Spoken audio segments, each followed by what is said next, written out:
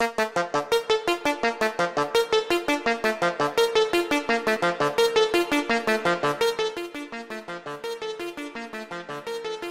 Polsek Seputih Mataram menyita sebanyak 11 paket kecil dari rumah seorang warga di Kampung Mataram Udik, Kecamatan Bandar Mataram. Selain barang bukti pakai sabu beserta alat hisapnya seperti bong, 5 kaca pirek, 2 korek api gas dan 2 kotak rokok, pihak kepolisian juga menangkap Wahyu, 37, sang pemilik rumah.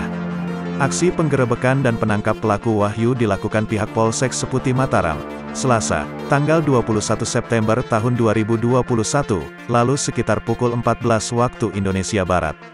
Kapolsek Seputih Mataram Ibtu Yudi Kurniawan mewakili Kapolres AKBP Oni Prasetya menerangkan, pelaku Wahyu merupakan DPO pihaknya sejak 16 bulan lalu.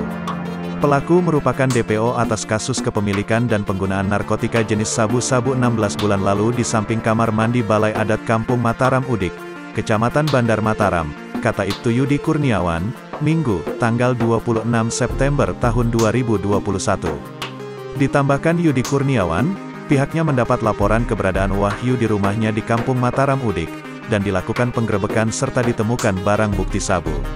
Dari penggerebekan kasus yang pertama diamankan 2 orang pelaku yang merupakan kawan Wahyu, dan saat ini tengah menjalani hukuman di Lapas Gunung Sugih, imbuhnya.